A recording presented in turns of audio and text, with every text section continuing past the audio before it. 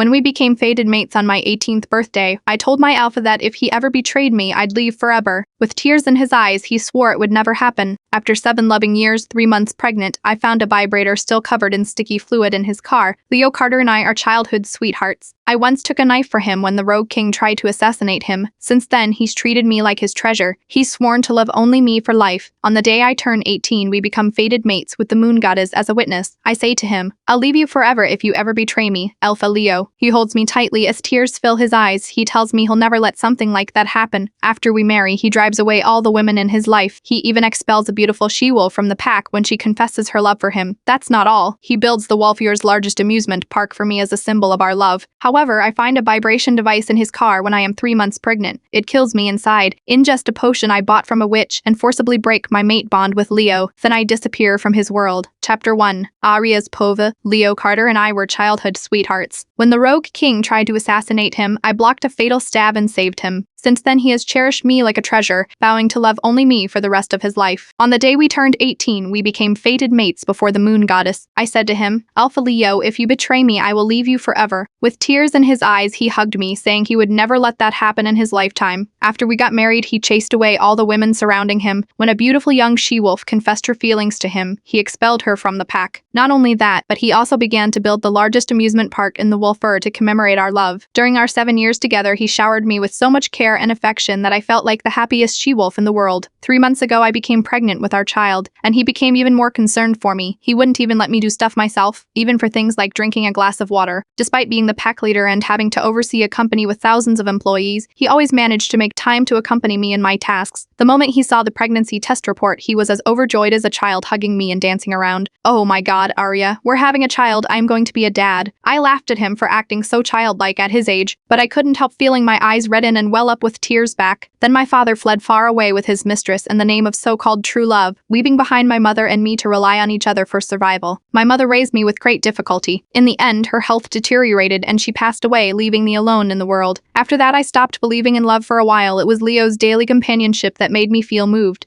and I thought we would grow old together. Recently, he had gotten so busy with matters at the amusement park that he couldn't go home. To avoid disturbing him in his work, I drove to the hospital alone. However, I accidentally found a vibration device in between the gaps of the car seats. There was even an unidentified viscous liquid still stuck to its surface.